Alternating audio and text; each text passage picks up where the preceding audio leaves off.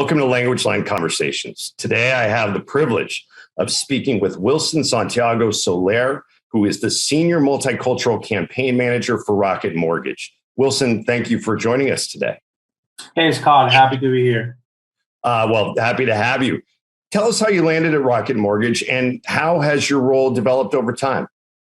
Yeah, of course. I've been with Rocket Mortgage prior, Quicken Loans for around 7 years now. The company made me an offer and moved me from Puerto Rico to move to Detroit and start working with them as a mortgage banker, helping Spanish-speaking clients with them. And that developed around 3 years with them. And, I saw that there was a lot of opportunity of us to grow on the Hispanic and Spanish-speaking clients market. So a data approach to senior leadership to our CEO, CMO. And 4 years ago, I was transferred to marketing and creating the first multicultural marketing team for the company. And it has evolved from there, from Quicken now to Rocket Mortgage. That's fascinating. So for most of us, buying a home is the single biggest purchase that we'll ever make. How does Rocket Mortgage differentiate itself, and what role does language access play in all that? I think it's one of, if not the biggest investment that someone would do here in the United States is buying a house. And in the diverse world that we live here in the United States and how it's becoming more diverse every day with immigration from Hispanic, from Latin America, also Asian Pacific Islander, there's a big immigration to the United States and growth. The accessibility of having diverse languages, so you can communicate not only over the phone with the clients, right, but in writing and making sure that they understand what they're signing in their biggest investment is super, super important, right? That for us here in Rocket, it's super important. That's why we have kept this partnership for so many years, because we want to make sure that for us, if you've seen what matters for us is servicing. It's the way that we service our clients, right? And making sure that they have what they need. So, honestly, language has been important. Today is more important than ever. And in the future, is going to be super important. So it's something that is very, very relevant. Right. And as the world becomes majority minority, I can imagine it becoming all the more significant with each passing day. In a perfect world, from your vantage point, what does language access look like in the mortgage industry? And can you talk about what Rocket Mortgage is doing to get there? Yeah, for me, in a perfect world will be client comes in, speaks Mandarin or Spanish, right? And once they come into the funnel, they've spoken with someone that had translated to them. When they receive their documentation, signing, and all the explanation of the loan that they are acquiring, to me, the perfect world is that they can click a button, change the whole language, and they can read it in the language that they prefer, right? So everything is there for them. They can feel more comfortable for them, right? That's in the perfect world. It is something that with regulators, legal requests and needs from the government, we want to get there. Our biggest task right now, of course, is with the biggest group that we're trying and finding ways to solve this problem with the Spanish-speaking audience. Our goal is to utilize that business case and everything that we're doing among the Hispanic Spanish-speaking audience and start integrating into other language in the near future. Very interesting. Now, Language Line's relationship with Rocket Mortgage goes back a very long time. In fact, it goes back to when you were Quicken Loans. We provided interpretation support for your call centers as well as translation of processing documents. But over the past few years, language support at Rocket Mortgage has become much more comprehensive.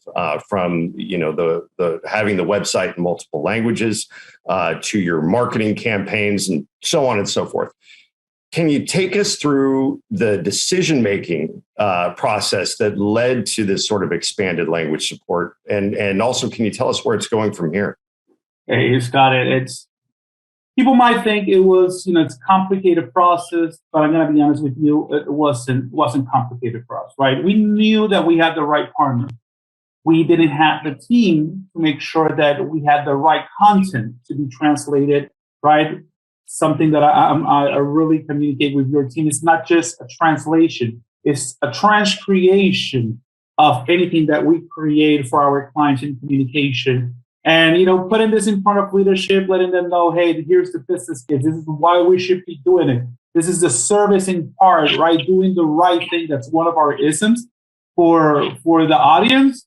It was an easy sell for them. Yes, let's do it. We already have the partner. We just need to put things in process. So it was really an easy process. And, right now in the marketing side, we just continue growing and growing. In the beginning, we started working with just commercials and certifying, translating, making sure that we had the right content. Right now, we're looking ways of how we can expand our internal communications, how we can expand emails, text messages, how we can have a better service for the Spanish-speaking audience as we create more assets for them. So honestly, leadership here understands the importance of having that availability. It was super easy for me to sell them on the opportunity, and we are just going to continue growing on this space. That's interesting. So not just having content, but having the right content sounds like it's key. That's correct. So language support is often perceived as being expensive, less than necessary, complex to manage. How does that square with your experience? To me, it's more expensive to lose a client because when he signed, he understood something different in English and he spoke only Spanish. To me, it's more expensive losing that client because he couldn't understand than having a partner that can help me make sure that that client understands perfectly what he is signing with us, right? That's part of our servicing. I cannot put a value or a cost or an expense on a service like this because it's doing the right thing, and that's what we do.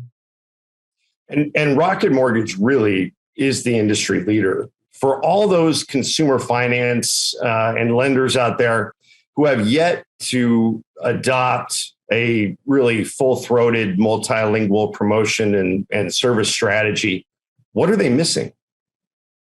Hey, they're missing a huge opportunity, right? Hispanics right now in the next 20 years, and just focusing on the Spanish business because it's the largest right now, right? And it's the one that we're currently doing at 100%, right? Hispanics in the next 20 years are going to represent 70% of the total increment of the home buyer in the United States, right? 70%, that's a large number. We know that Hispanics are bilingual and bicultural, but Spanish is the language spoken inside the house. 73% of Hispanics, right, say that when inside the house, the language spoken is Spanish, right? They could do business in English, but if there's one word that they're missing and they don't understand, they're going to go back to their native language and ask the word in Spanish. And if you don't have the correct answer, you're going to lose that client, right? That's what I'm making sure that we don't do. I want to give the client our best client servicing possible. So is there any competitor, anyone in the industry that has not thought already and is not moving forward to making sure to have the access of multiple language, right? That once again, going back to Spanish is the biggest one, right? But in the future, multiple language availability for their clients, they're going to be losing in a lot in the industry. They might continue doing business, but they're not going to grow. And you mentioned the business case for all of this. Do you have any data on what percentage of your audience prefers to conduct business in a different language? Yeah, from my Hispanic business, it's almost 10 to 15%, depending on the year, right? To me, that's huge. It's huge because one client that comes in and not understand me, that's more than enough, right? I need to make sure to have that access for them. So it's a big percentage to me. And once again, Hispanics might conduct business outside the house in English, but if they need, even for just one word, someone in Spanish, they will prefer to have someone that is bilingual and understands them. Mm-hmm. So it's about providing that sense of comfort and security.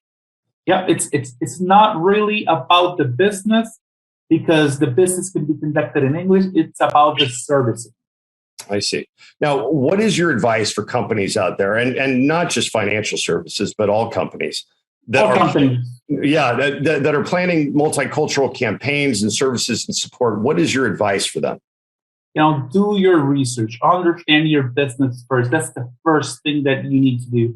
You cannot just say, oh, well, I have a spot in English, that it's all on my general market media. I'm just going to create a video over it in Spanish, translate the script and put it out there. That is not enough, right? There's something called translation, something called transcreation, and you have to have the right partners to do so. And also make sure that everything and the way that you're approaching it's culturally relevant. A sentence in English is not the same sentence in Spanish, even if you translate it word by word.